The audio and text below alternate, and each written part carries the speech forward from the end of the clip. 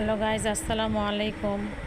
আজকে দেখেন আমি লেবুর খোসা দিয়ে ভীম পাউডার তৈরি করব। মানে এটা হচ্ছে খালি বাসন মাজার। আমি লেবুর খোসা সিদ্ধ করতে দিছি। এটা ভীম সাবান। ভীম সাবানটা আমি করে নিছি, ব্লেন্ড করে নিছি। আলু ছিলা মেশিনগুলো দিয়ে গ্রেট করে নিছি। গ্রেট করে নিছি। গ্রেট করে নিয়ে এরকম হয়েছে। এটা গ্রেট করার পর আমি গরম পানি বসাই দিছি। গরম পানি এখন একটু গরম পানিতে তারপর আমি ভীম সাবানগুলো ওইখানে দিব।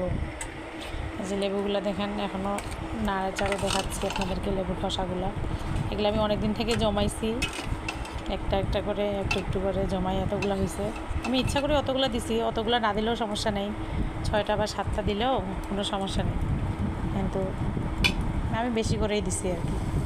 1 লিটার তৈরি করব। এই যে পানি গরম হয়ে গেছে, আমি এখন বন্ধ করে দিব।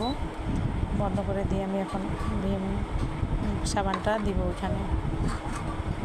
গরম গরম খুব নাড়া যাচ্ছে না, এই জন্য সাবানটা এখানে উঠে নিয়ে আমি এখানে দিব। এখানে গলার জন্য, মানে গলে তাহলে গলে যাবে, এই জন্য এখানে সব ভীম সাবানগুলো দিব। আমি 1.5টা সাবান নিছি। এটা 10 টাকা দামের 2টা সাবান নিয়ে আসছিলাম। আমি একটা গোটা দিছি আর একটা অর্ধেক দিছি। আপনাদের যার যেরকম খুশি মতো দিতে পারেন।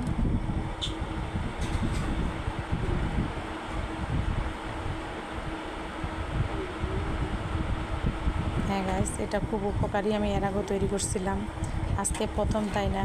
এই দেখেন, এটা লিকুইডটা হয়ে গেছে। লিকুইডটা একদম হয়ে গেছে, আর একটু আছে, ওটা এখন গলে যাবে। গরম পানি তো তাড়াতাড়ি গলে যাবে। মানে গ্রেট করে দিলে কি জিনিসটা তাড়াতাড়ি হয়ে যায়, আর কাটে কাটে দিলে তাড়াতাড়ি হয় না। যে লেবুটাও আমাদের পাশাপাশি দেখলাম, একটু এখনও বাকি আছে।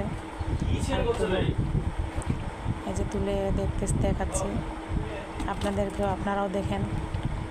এই যে হয়ে গেছে, এখন খোসাটা তুলে নিচ্ছি।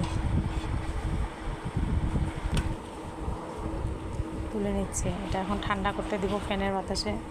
ঠান্ডা হওয়ার পর লেবুর খোসার পানিটা কিন্তু ফেলে দিব না, ওইটাও কাজে লাগবে। আমি 1 লিটার তৈরি করবো, ওই জন্য 1 লিটার পানিয়ে দিব।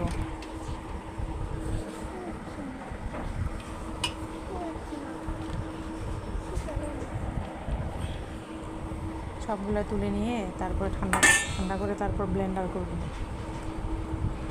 যদিও আমি ব্লেন্ডারটা এখানে দেখাইনি, ব্লেন্ডার করার পর আমি দেখাবো জিনিসটা কীরকম কী। আমার